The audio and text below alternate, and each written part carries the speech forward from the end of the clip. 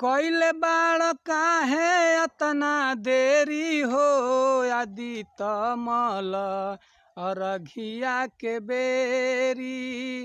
कइले बाड़ काहे अतना देरी हो आदित मल अरघिया के बेरी। अरघिया के बेरी हो अरघिया के बेरी।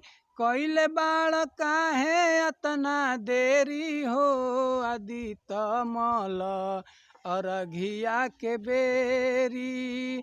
कइले बाड़ काहे अतना देरी हो आदित मल अरघिया के बेरी। छठी माई अइली रुकल गंगा जी के धार हो।